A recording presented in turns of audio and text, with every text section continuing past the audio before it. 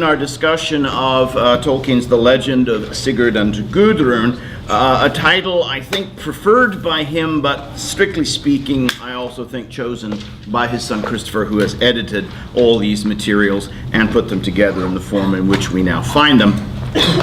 And I had wanted to say one or two final words about the original sort of Morris translation that we've been looking at. And particularly by way of contrast with what we'll be looking at in greater detail today and over the course of the rest of the week.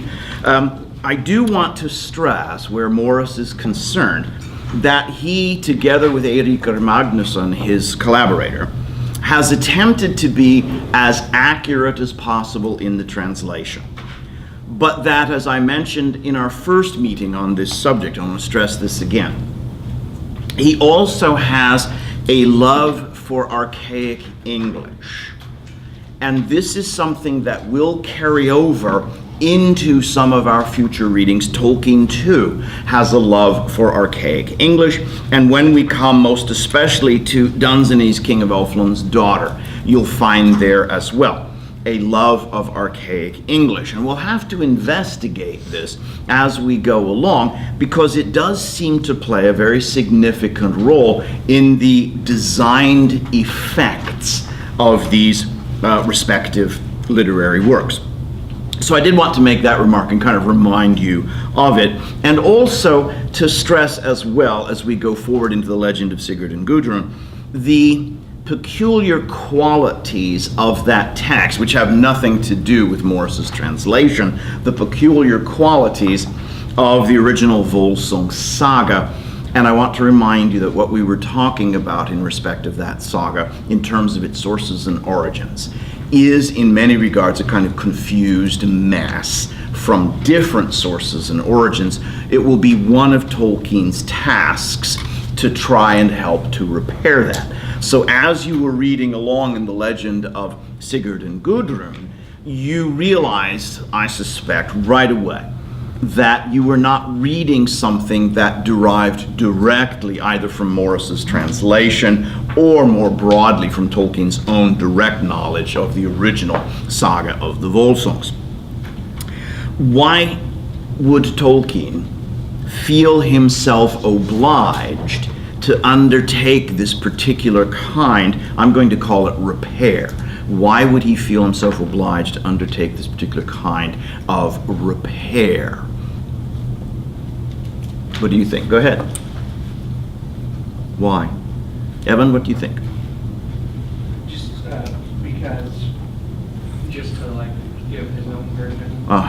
Basically, make it easier to understand. Right, I think number one, just the simple storyteller's desire to be understood, a desire not fulfilled by the compiler and editor of the original saga of the Volsungs. And since Morris was translating, right, he had to stick to the original as much as possible. If he sought clarification of any kind in terms of the story's structures, what he would do is insert a bit of poetry from the Elder Edda, perhaps as a point of clarification. Evan, go ahead. Also, to go along with that, it's not always easy to translate, just because some things get lost in translation. Sure, of course. So this again makes it easier to understand. Right, and as you are reading the legend of Sigurd and Gudrun, you understand very quickly, having read Morris's translation of the saga, you understand very quickly that Tolkien's not translating here, right? He's reformulating and reorganizing, reordering, and in fact reconceptualizing in ways that are very revealing about his own storytelling agendas. Go ahead, please. Well, it seems more like a song than a song. It does. Wholesome. Yes. There were a lot of alliteration. That's right. And it's poetry. It is poetry. Yeah. It's entirely poetry, Yes. and it kind of fits the story. Yes. We didn't have the privilege of reading the Elder Edda in its entirety, but Morris includes some of those excerpts, and the original saga itself also quotes the Elder Edda, the Poetic Edda. And so we got some poetry in Morris's translation, but this entire narrative by Tolkien has not only been reconfigured and reconceptualized, it's also been reformatted in a particular kind of verse that he has chosen for the purpose. Go ahead. It's reformatted to Old English alliterative. Well, it's actually Old Norse alliterative, but you're right, there are very close relationships between the two. And to that end, I did want to remind you about passages in the Homecoming of Bergnoth. You won't have that with you, and that's all right, I didn't ask you to bring it. But I wanted to draw your attention in particular to the passage on page 11 in the Tolkien. You can make a note to yourselves if you want to look at it. And I'll just read this, okay? And I will declaim it in the way perhaps it was meant to be declaimed. And this, of course, is Tata, the younger man, speaking. You know, remember, his particular, on one level it's a gift, on another level it's a debility, is that he is very poetic in imagination. So here he speaks at a crucial moment in the drama where they have basically identified the remains and they are moved by the presence of their dead and badly mutilated leader. Tata says, his head was higher than the helm of kings. You remember that alliterative pattern that Tolkien uses. With heathen crowns, his heart keener and his soul clearer than swords of heroes, polished and proven. Than plated gold, his worth was greater. From the world has passed a prince, peerless in peace and war, just in judgment, generous-handed as the golden lords of long ago. He has gone to God, glory-seeking, Bergnoth beloved, to which Tidwald then adds the completion of that last line. Brave words, my lad. He's the one who always punctures the poetic imagination in connection with battle and glory and so on and so forth. But that is, in fact, Anglo-Saxon verse rendered into modern English. And you can see the relationship between that and passages anywhere in the legend of Sigurd and Gudrun, page 59. And as you read this, you can also imagine every two lines forming a single line, right? That's not how it's recorded or understood in the Norse tradition, and it's rendered stanzaically in 8-line stanzas, but these consist really of 4 double lines. So the second stanza, for example, reads, the great gods then began their toil. Notice that the emphasis in the alliterating G is on the accented syllable. Thus, began can alliterate with great and gods, because the accent is on gan, not began. The wondrous world they well builded. From the south the sun from seas rising gleamed down on grass green at morning. So the pattern is very much the same, though by no means identical. And Tolkien seems to have had both a particular fondness for this kind of verse and also a striking gift in the writing of it. We'll say more about that as we go forward with the legend of Sigurd and Gudrun, but I wanted also to draw your attention to an astonishing thing. Page 368 in the legend of Sigurd and Gudrun.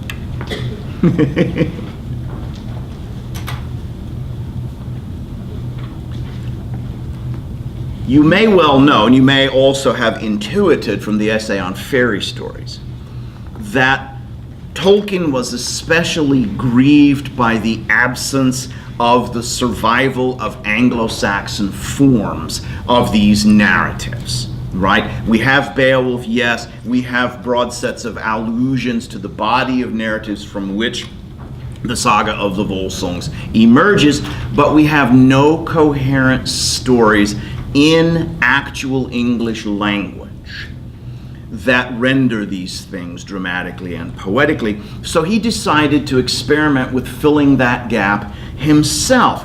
And so on 368, and in the beginning actually on 369, we have Tolkien's own composition.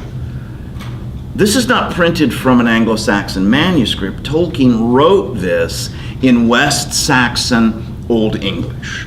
So it begins Atle Gutere ar ons and Kana Riddend Kneofrith Hat, etc., etc., etc., and it's then rendered for you subsequently, but it's an attempt to tell a part of the Volsung story in not just in Anglo-Saxon alliterative verse or Old Norse alliterative verse, but to tell it in Old English. So Evan, to come back to the point you were responding to so cogently, I want to add this.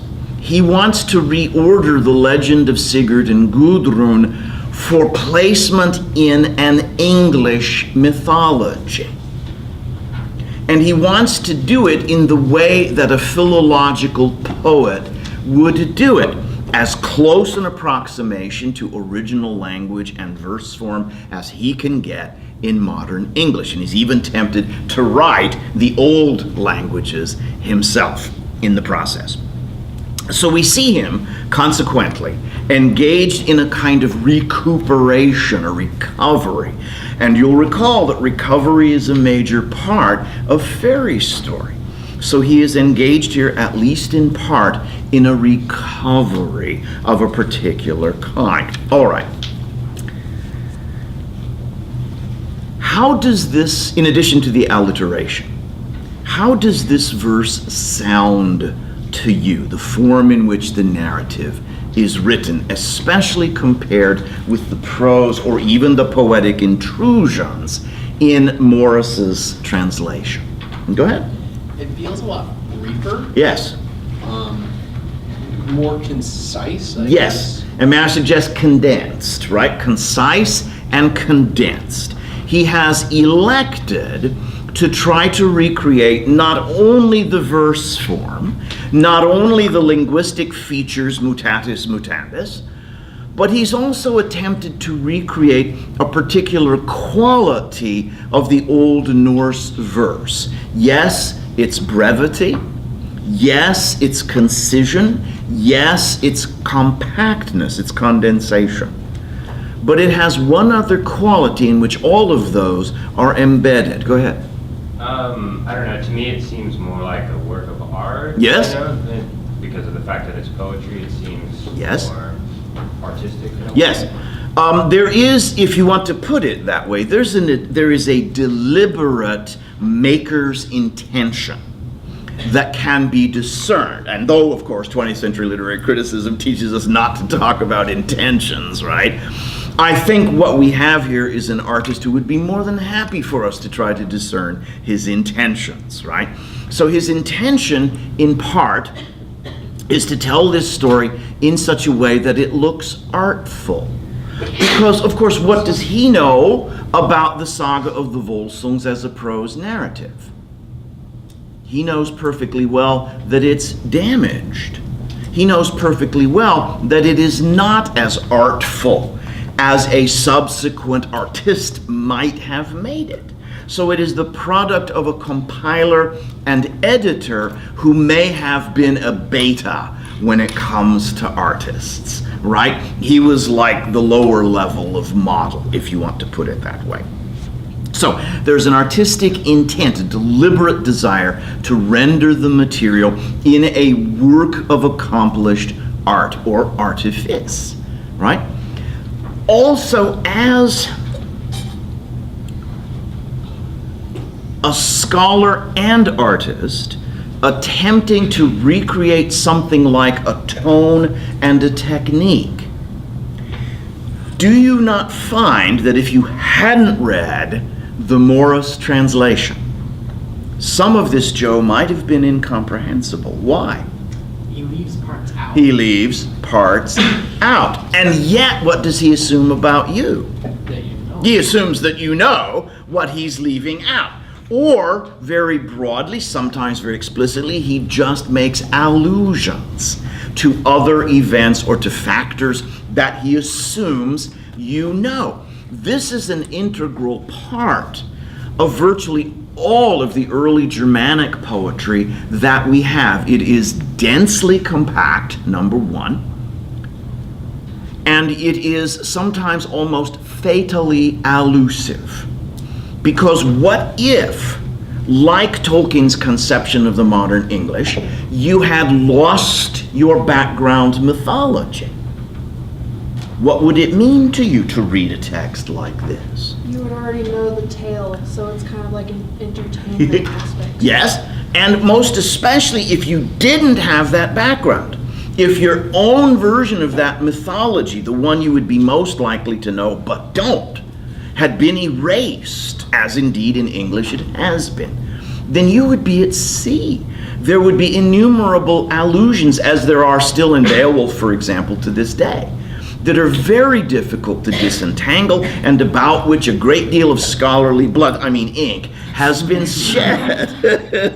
So it's densely elusive, very compact, very condensed, and it assumes a knowledge on your part that only the initiates in the original mythology and narrative cycles would have had in antiquity. So it is also, in that sense, a scholar's dream, right?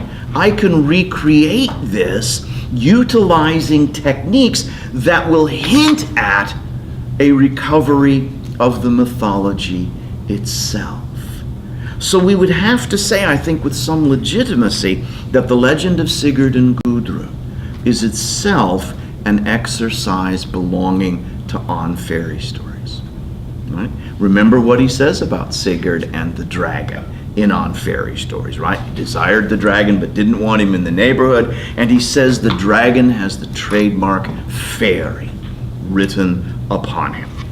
All right, so he's on a quest to recreate a mythology that is lost. Those of you who are initiates, as well as those of you who are not yet initiates in the Tolkien corpus, can easily address this question. What then would The Hobbit, The Lord of the Rings, The Silmarillion, Middle-earth, what would they be about? In the very first instance, Lacey, what do you think? What are they for? What would you say? Evan, go ahead. Yeah. Actually, I'm like a saga of their own. Yes, exactly. What they constitute is an entirely invented mythology to fill the place of the one that he, Tolkien, feels that he himself has lost and that his people have lost. And so these are steps along the way. I don't know if you read, and you weren't obliged to read, the accompanying materials, which in old-fashioned terms are often called the apparatus of the text, right? I don't know if you read the apparatus or any parts of it, but one of the things Christopher says in the apparatus is that,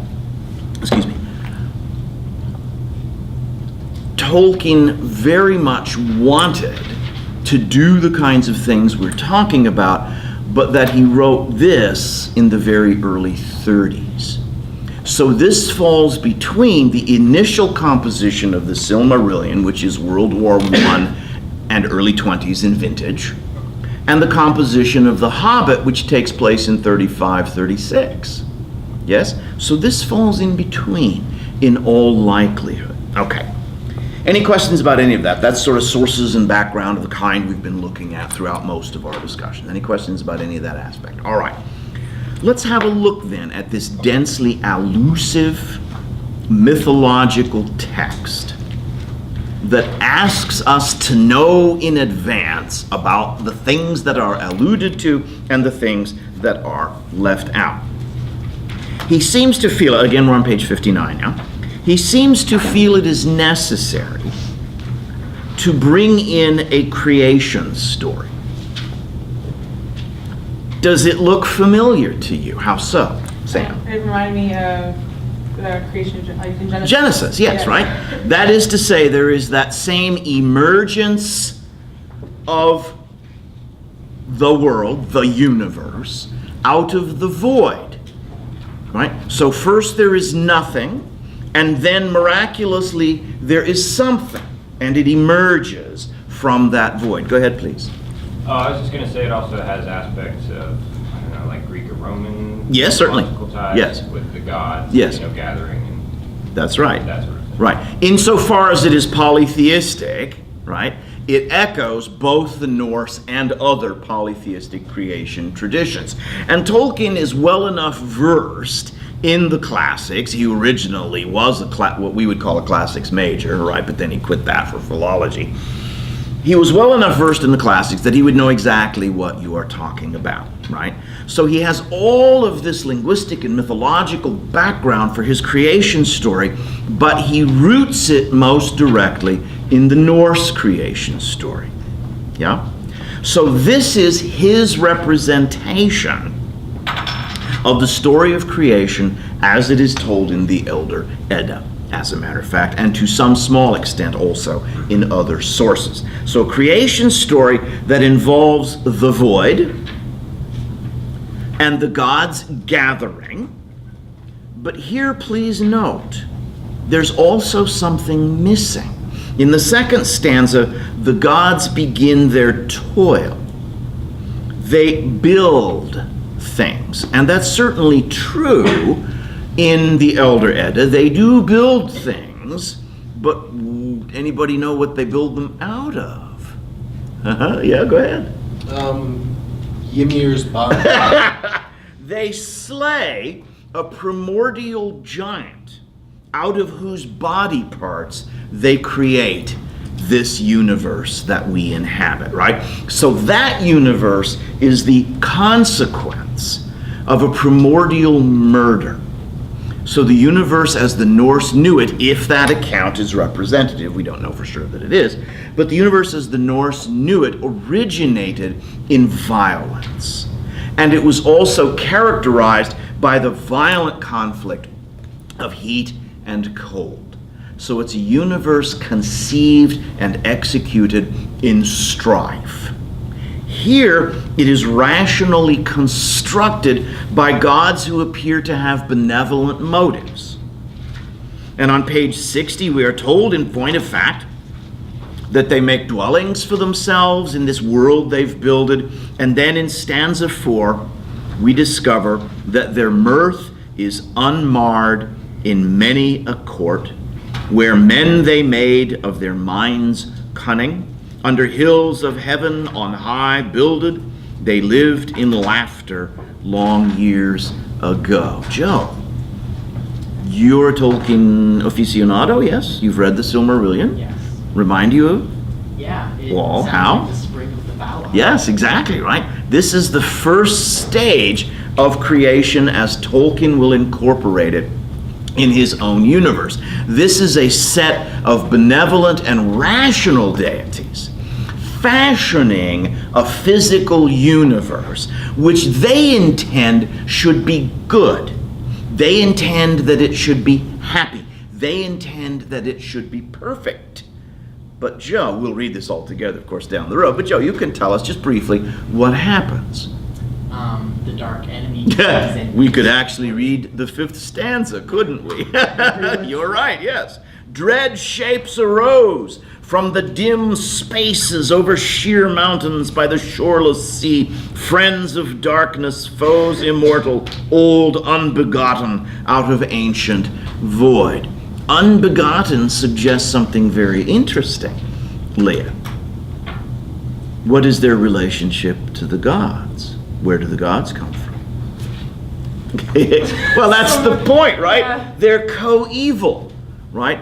In the sense of the term, that is, they arise together, yes? So, what we discover in this universe is that from the void, there emerge both good entities, benevolent and constructive entities, and evil, destructive entities, and they appear to rise together. Go ahead.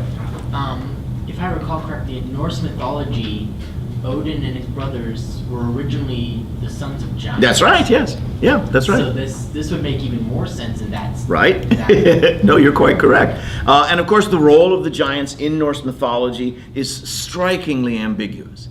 Ymir himself, the primordial being that is murdered, is characterized as a giant. And Odin and his brothers, you remember very correctly, in fact, are themselves then descended from giants.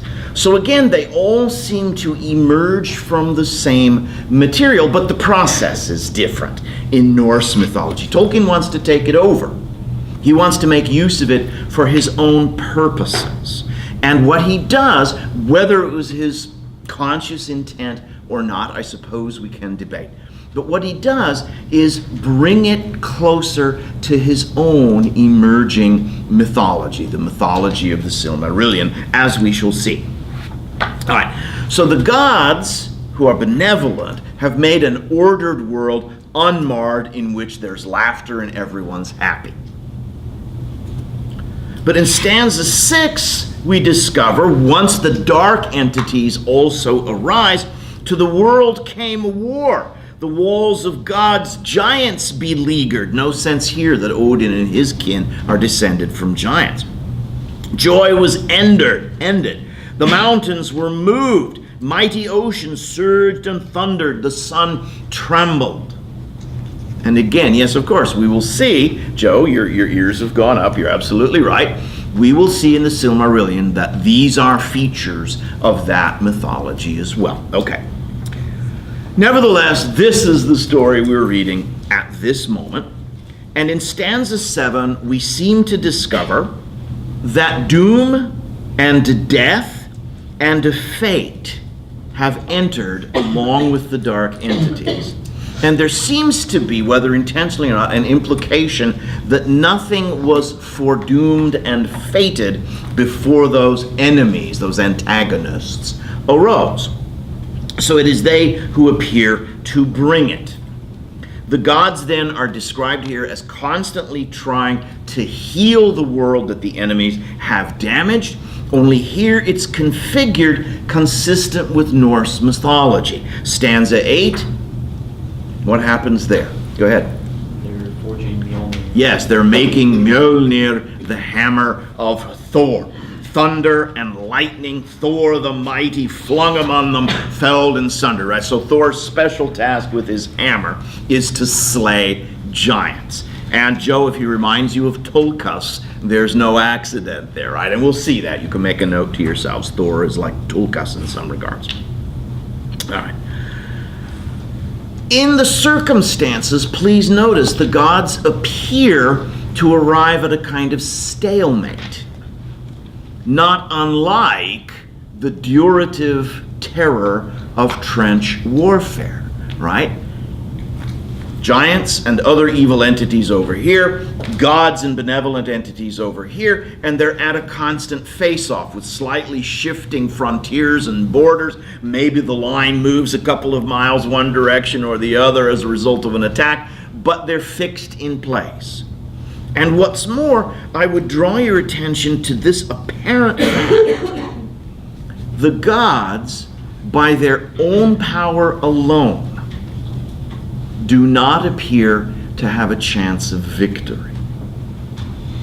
They're not just stalemated, they are rendered, at least if not powerless, they are rendered less powerful by this situation. They need other entities to assist them.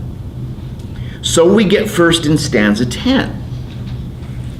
A remarkable reworking of a poem. It's the first poem in the Elder Edda called the Völuspá, right, from which in fact most of this is taken and adapted. And in the Völuspá, the Sibyl's prophecy, it's usually translated, they call upon a female entity who appears to be a deceased giantess with prophetic powers. So weirdly, they call upon a dead enemy to tell them the future. That seems to be how it reads. In the original, here they simply call up a seer long silent. And Tolkien doesn't say much more about her. He quotes what she says. That's the important part.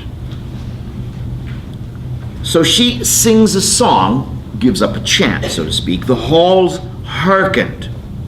On high she stood. Of doom and death, dark words she spake, of the last battle of the leaguered gods. So already there in the 10th stanza, Leah, we're looking to the end. This is a story in one respect in which once again the end is already known. There's no suspense about the outcome. There will be a last battle. And that last battle will involve the leaguered gods, the besieged gods, which suggests in turn, as the details then bear out, that they will at the very least be partially, if not fully, defeated. So almost directly now from the Elder Edda, from the Sibyl's prophecy, the seer, still speaking, talks about all of the alerting moments that lead up to this last battle. So we hear the horn of Heimdall, the watchman of the gods. We see the quaking bridge that leads to Valhalla and the realm of the gods blazing.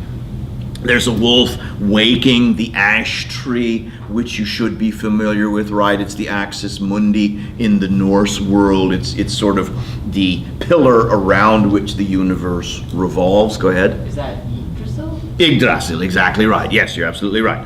So the world ash is groaning, arms trembling, the wolf waking, warriors riding, the sword of Surt smoketh redly, the slumbering serpent in the sea moveth, a shadowy ship from shores of hell legions bringeth to the last battle. You don't have to have read the original to know something bad is going on here, right? So that the forces of the opposition are gathering and they are making a final assault upon the world that the gods have made. So 13 names them specifically. Fenrir, who will fight Odin. Frey will fight Surt, all of this from the Poetic Edda. The dragon will fight with Thor, and each will kill the other. And then the question, which is not exactly the question asked in the original. So it's Tolkien's adaptation. The seeress says, shall all be ended, shall earth perish? And it sure sounds like it could under the circumstances. But in 14 she says this, and again, this is Tolkien's adaptation. If in day of doom one deathless stands, who death hath tasted and dies no more, the serpent slayer, seed of Odin, then all shall not end, nor earth perish. And I'd very much like to unpack that prophetic stanza. The language is of one who has already died, but who, because he has died, is now deathless. Right? So he can't be killed again. He's immortal. He's a serpent slayer. And he is seed of Odin, an old-fashioned way, of course, of saying a child of Odin. He will come, or rather, if he comes, then the world will not perish. But there will be a big battle, and a lot will perish, though not the world itself. So, Emily, one who has lived and died and is now deathless and will come again at the last battle to save the world. Say again? It's a Christ figure. It is. It is indeed a Christ figure among other kinds of related figures. That is, it's a Savior figure. Yes? An eschatological hero, one who comes at the end of the world and redeems it from full destruction, from oblivion, or to put it another way, in the tropes of the text itself, prevents the world from returning to the nullity that was its origin, the void. Yes? So it prevents, or he prevents, decreation, perpetuates the creation. All right. So this is a Savior. Only it's a Savior, however Christ-like he may appear, who is derived more directly from the Norse stories of Sigurd. So what we're looking for in the rest of the text is what will prove to be a reiteration of the motif. And I don't mean to trivialize it by drawing this parallel, right? Because the parallel I'll draw will come from young adult literature and a popular culture figure. But Sigurd is the chosen, right? And you think always, of course, of the threat to the world of wizardry in Harry Potter, right? That's a special world that exists parallel to our own, right? It has its own laws. It fulfills many of the conditions of fairy stories, as a matter of fact. It's consistent with its own laws, and it is threatened by dark powers that have arisen coevally with it, yes? And it has to be saved by a chosen one who has tasted death and returned. So you see, Harry Potter also is a savior, an eschatological hero. And again, I didn't mean to trivialize at all. That seems to me the same complex of mythology from which Rowling also feels she can draw very productively, that whole body of myth associated with such things. So there's a final battle, an eschatological hero will come, and that figure, which is here foreseen or foretold, will become the purpose of the narrative. The purpose of the narrative now is not merely to assemble heroes in Valhalla, which is the purpose as characterized in the saga and in the Eddic materials. The purpose of the events, the purpose of the prophecy is to point towards the coming of a specific figure, an individual, who will bring with him all of his attributes from the land of the dead back into the land of the living. So repeatedly, as we follow Odin's descendants, what we understand is that we are pointing towards Sigurd and Sigurd's career, both here on Earth and implicitly his career afterwards. All right. So they've heard the prophecy. They gather together in 16 once again to discuss what to do. They, we're told here, rekindle the sun and the moon. There is some aspect of Norse mythology which suggests that the original sun and moon were destroyed in these initial battles, right? So that they had to be recreated. Frey and Freya, the god and goddess, brother, sister of fertility, plant green things, trees and flowers. Thor goes out on Odin's missions to fight, and Odin himself in stanza 18 is depicted here as wandering the earth. So just as we saw in the original sources, Odin takes the form of an old man, wearing a hat and often a blue cloak or cape, often with one eye hidden. And he goes out among humanity, his seed sowing, sire of heroes. So the alliteration stresses, right? Seed sowing and sire. So whatever Frey and Freya may do in enlivening and quickening the earth with living things, it is Odin who goes out and specifically arranges for a line of his descendants, the sire of heroes,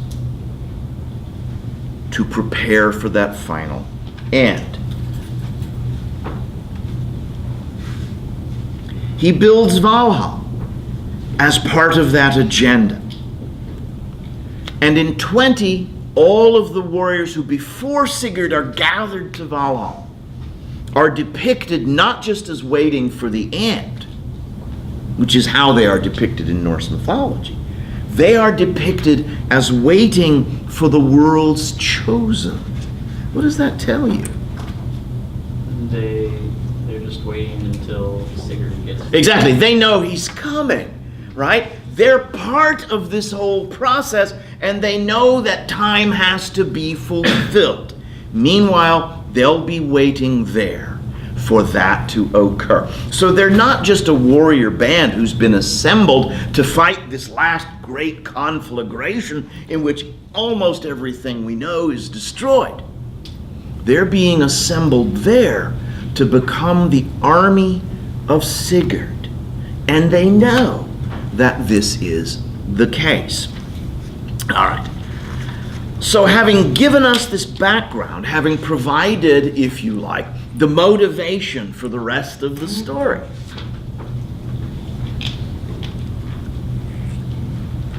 he links then to the story of the gold.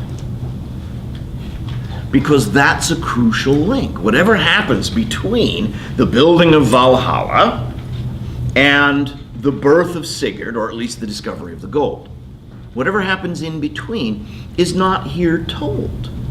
And it doesn't need to be. It's long years of Odin gathering heroes and fathering sons. And so the link is Odin walking by wide waters in the world's beginning, accompanied by Loki at his left and Hönir at his right. This is true to the sources, but it's peculiar. Tolkien assigns them places relative to Odin. Hönir, whoever he is, on the right, and Loki on the left. Go ahead. Wasn't Hönir a brother of Odin? Yes. And he is, of all the gods, he is one of that small cluster about whom we otherwise know next to nothing. Right? So the fact that we find them here and that they appear to be related in some way or another suggests, as many scholars have pointed out, that there aren't really three. Go ahead, please, Evan. I will say, I just caught the significance of the fact that, you know, Loki, well, not only the three, but the fact that Loki's on the left because, like... Sinister. Sinister. Right? Sinister is left, and so Loki is on the sinister side. That's right. And Hönir, whoever he is and whatever he does, because we never really know, is on the right. And Odin in the middle. So the three of them together, walking the earth. It's a triune God. It's a kind of Trinity, right? And so we have Father, Son, and Holy Spirit. Assign them as you will. Odin, obviously Father. Which one's Holy Spirit? Probably Hönir. And Son, conceivably Loki. But also, I mean, I don't want to trivialize it by drawing too allegorical a parallel either, because I don't think it's really that close. Odin appears to walk the world with two shadows. That's really what it seems to suggest. And one of those shadows, whom he will almost never berate or punish or even hinder, is also a trickster who causes all kinds of trouble. How does the story of the gold really begin? Odin, Loki, and her out walking the world, and they see an otter. And Loki, not Odin or Hönir, picks up a rock and does what, Joe? He kills it. He kills the otter with the rock. And that is something that Loki would do. He would just almost randomly and maliciously undertake to kickstart some sequence of actions. So though he's a trickster, and though his motivations appear to be destructive, he also turns the wheel. Yeah? He also turns the wheel. He makes things happen. And the things that happen turn out to be necessary to have happened. In that sense also, he bears a close resemblance, for example, to Satan. I apologize, I just received a message. That's my Sherwood Forest alert. I meant to turn off the sound. I'm very sorry. What was I saying? Say? Satan, yes, right. Because imagine the Christian mythology without Satan, without the fundamental adversary who, among other things, tries to tempt Jesus to throw himself off the top of a building, goes to him during his days, is it 40 days in the desert?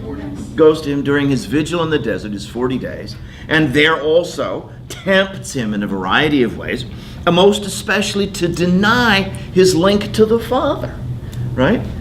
So imagine Christian mythology without that antagonistic figure. You were going to say something a moment ago, I'm sorry. Oh, I don't know. I was just going to draw a parallel between this figure of Loki and Satan, and also Melkor and Mordor. Yeah, exactly, right, yes. To bring it back to a discussion we're sort of proleptically anticipating, you're absolutely right. He also is somewhat like Melkor, who we are, that's in the Silmarillion, who we are told is actually the brother of Manwe, the king of the benevolent deities, right? So there's a close relationship here in terms of origin, kinship, and perhaps even in a strange mirror-like fashion, intentionality between the gods of benevolence and construction and the gods of evil and destruction. And anywhere in the Marvel universe, surely you must find this motif played out time and time again. Or in the case of Batman in the DC universe, right? I'm so sorry. In the DC universe, Batman is actually a mirror image of the criminals he fights. He's a borderline psychotic who simply happens to fight on the side of law and order, utilizing his psychotic skills. He's Dexter, right? The serial killer who kills serial killers. So we have these mirror images without whom the narrative is impossible, without whom this universe is impossible, and the story of the origin of Sigurd and his career is impossible without Loki throwing that rock. Because what happens? It's a two-layered narrative. It's somewhat confusing in some of the original documents because two things actually have to happen. First, they kill the otter, and they discover that the otter has a very angry and greedy father. And so they have to get what was called weregild, right? Man money payment for the death that they have caused. And that's the other layer of the story. What does that involve? Danielle, do you recall? What does Loki have to do in order to pay the weregild for otter? He has to get it from Andvar. Yes, he has to get it from Andvari the dwarf, whose habit seems to be A, collecting gold, and B, sort of enjoying himself in the form of a fish, right? He likes to swim and catch other little fish. It would seem a pike, specifically, very ferocious, toothy fish. So once we bring Andvari and Andvari's gold into this, what also then do we bring? We have a murder, a casual, thoughtless, needless murder of this defenseless animal who turns out merely to be an enchanted humanoid figure. And then we have the gold. It doesn't belong to Loki. It doesn't belong to Odin. They can't legitimately use it to pay the weregild. How can they get it? Lacey, do you recall? You think they'll just go to Andvari and say, hey, Andvari, can we have your gold? When did you know a dwarf ever to give up his gold willingly, right? That's a constant motif in these materials. They're very earthbound, very materialistic. Go ahead, please, yeah. They ransom it after catching him? Yes, Loki specifically catches him in a net and says, in order to get free of the net, you have to give me the gold. Now, in this version, Andvari, of course, seems to want to keep at least the ring, but his reasons for keeping it are obscured by Tolkien. He doesn't seem to consider them very important. What the myth tells us is that using that one ring, what could he do, Lacey? He could create more wealth. I meant Lydia, I apologize. He could create more wealth. So he wants to keep the ring, but Loki says, nope, every nickel, buddy, and that's how it's going to be. That being the case, look, what happens when you push somebody into the corner? Oh yeah, Joe, what happens? In this case, he waits for Loki to leave, and then he curses He the gold. curses the gold. It will be the death of whoever possesses it. So there enters the indispensable motif of Sigurd's eventual translation into mythological hero who comes again. He dies in his physical person because of the gold. And of course because of other related things, as we shall see when we go forward. I'm sorry we're out of time for today. Please continue reading. I would have anticipated that for today you would have been up to somewhere around page 126, and that would be the waking of Brynhild. And if we can go another third of the assigned text for next time, that would be very helpful. Okay, I will see you on Wednesday.